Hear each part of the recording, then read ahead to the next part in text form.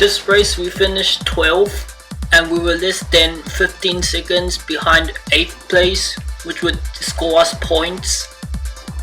We didn't do anything different and we kept our performance similar throughout the last few races. We downgraded parts whenever we can to save money. We kept using the same strategy to do one less pit stop than optimum because there's a lot of rivals in our group and we don't want to lose a lot of time when stuck behind others. Trying to overtake, and our driver made 2 mistakes in the race again, which is what we expect, and we got about $500,000 more for finishing 12th compared to 16 or so, and that's quite a bit of money. You can see finally our driver gained some motivation because he finished quite good, within very close to getting points. If we look at the race start, we obviously qualified 20th because we're using harder tires. We didn't drop too many places on the first lap.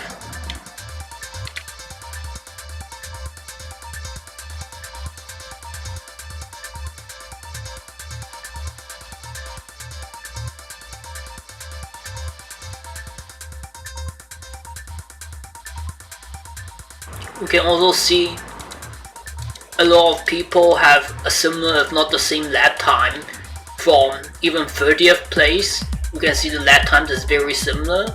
So if we use the softer tires and do more pit stops, we would potentially lose a lot of time because we get stuck behind others.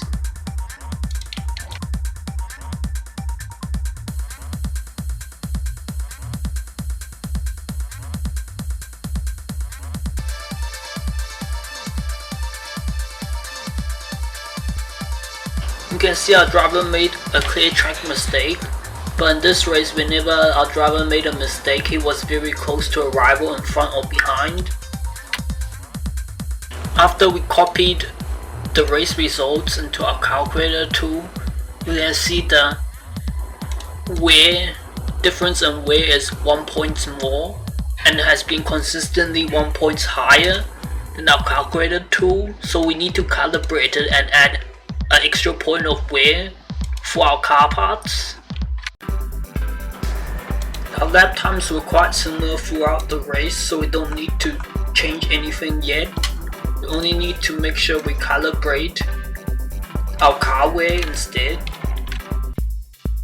For the upcoming race, we also want to increase our driver risk a bit more to drain the stamina, and we want to increase the drain by about 10 points, otherwise our driver stamina won't recover fast enough for the race. And then we calculate it to be 39 points instead of 35, and we need to increase our clear track risk to about 42 to have the correct wear. You can say the clear track risk is 45 because we're going to need it's about half a point more car wear, and we need to increase the car wear by 1 point. If we look at this track, it is about 26 for handling and 17 for acceleration. So if we choose to downgrade the gearbox and save money, not only are we not going to be able to do some testing, we're not going to do as well in this race, so we can potentially win into the point standing by upgrading our parts instead of downgrading, and that will really help with the rest of our season. And because we replace all of the parts, we'll refresh our car wear to nil and we can do some testing. Otherwise it's very difficult to find a time where not some part needs to be changed every race. So we're going to upgrade everything. And we can see instantly our car is super fast now with a lot of car points. And surprisingly our car is still balanced. Now we have a quite competitive car in the middle of the pack, and we're not too far behind the top 10 or so, and we could potentially score into the points standings and get 1 point if we finish top 8, and that will secure our position to not depromote for the rest of the season. And then we're also going to reduce our driver weight again, because that's the most efficient. In the past testing, we're able to do a maximum of 39 laps. So we're going to do 33 laps.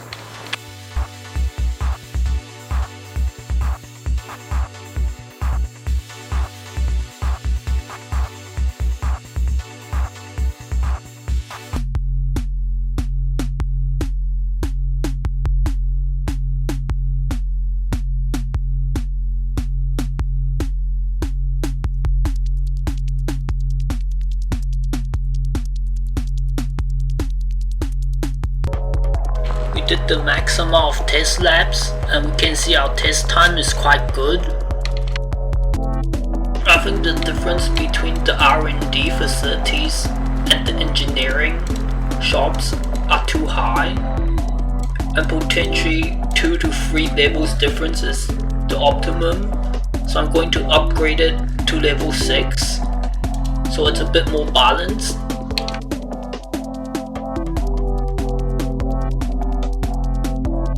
Facility maintenance increased by 25k or so, but we should potentially be able to get an extra point somewhere in the car performance after testing, after we upgraded the facilities. 1 million isn't that much spent. I copied the car weight and entered it into my calculator tool.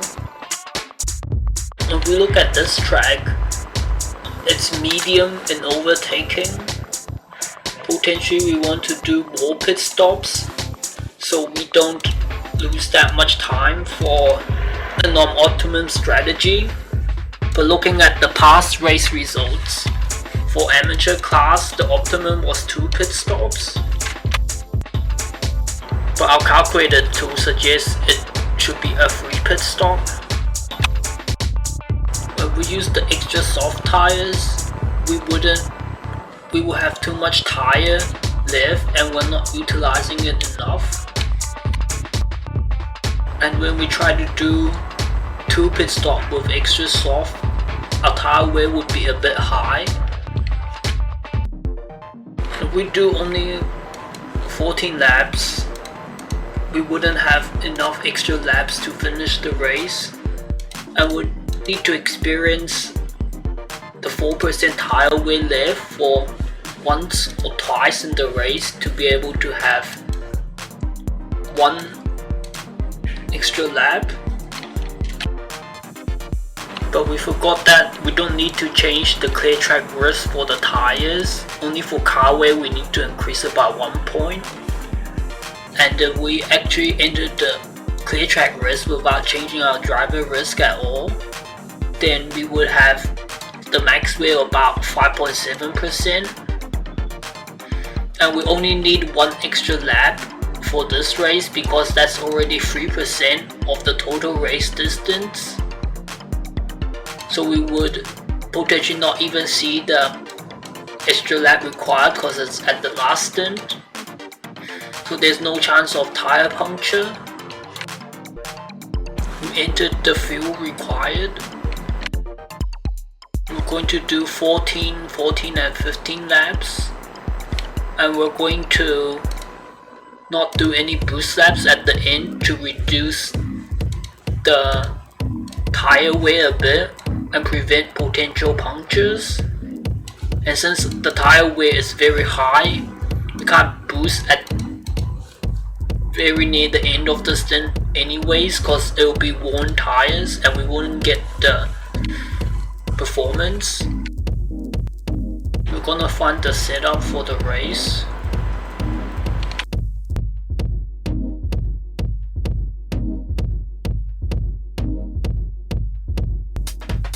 We increased the suspension by 1.5 happy range, but the drivers still say it's too low, and the third happy range is actually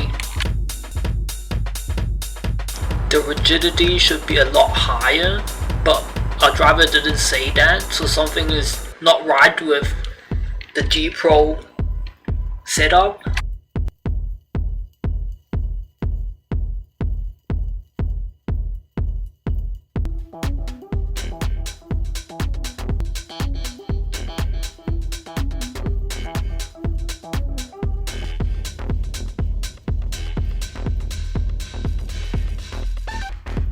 We're going to find the wing split.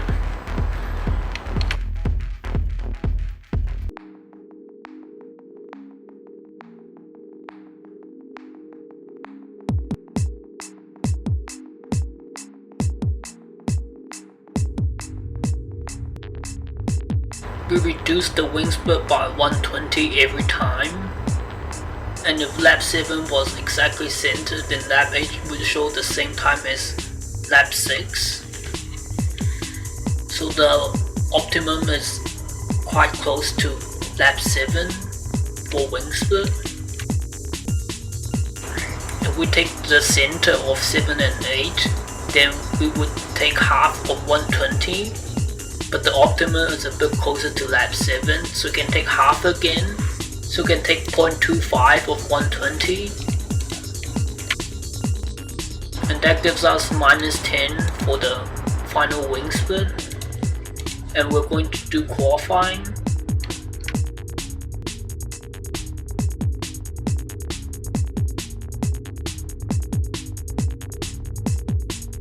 You can see our Q1 was better than the net time because our setup was spot on and the driver probably didn't make that much mistakes. We entered the setup for Q2 and we entered the fuel required.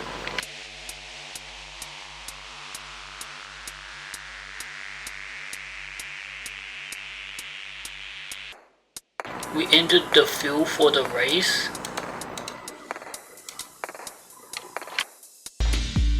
We entered the setup for the race. Instead of using 39 RIS, we can increase our RIS to 37, so we don't potentially have too much wear on the tires. And we finished the setup for the race.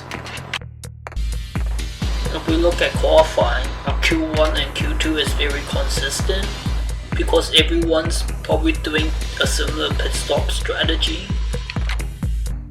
When we look at the grid, we qualify into people who have scored points, and we're near the back of the pack for people who have scored points, so that's a potential indicator that we're going to actually score points this race after a lot of car upgrades.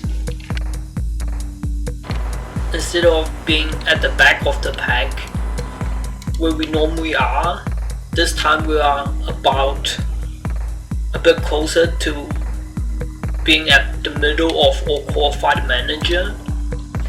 So we are 1,800, 1,000 out of 1,800. If we look at the testing standings, some of the managers who depromoted from Pro have done a lot of testing laps, and everyone else has been very quiet for the testing.